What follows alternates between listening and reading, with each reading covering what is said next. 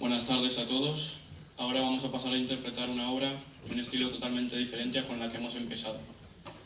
Ahora vamos a tocar romanticismo, más específicamente un ballet compuesto por Tchaikovsky, que estoy seguro que ya conocen, el cual es El lago de los cisnes.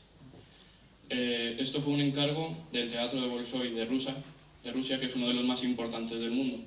Y al principio Tchaikovsky no estaba seguro de si aceptar o no, ya que en aquel entonces el ballet no era un género nada conocido y él tampoco había compuesto muchas cosas de ballet, pero decidió tomárselo como un reto personal y aceptó.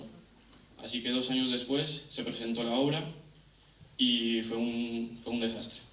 No le gustó a la crítica decía que el baile era malo y los músicos decían que la partitura era exageradamente complicada para un ballet. Y básicamente la vida de Tchaikovsky fue así.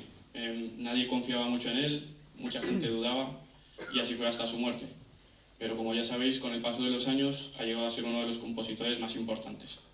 Y ahora hablando del lago de los cisnes, trata sobre una princesa llamada Odette, la cual fue transformada en un cisne por un hechicero malvado. Ella conoce a un príncipe que jura que va a romper la maldición, pero en contra del príncipe van a estar el hechicero y su hija Odelle, que es el cisne negro representando el engaño y el mal. Espero que les guste.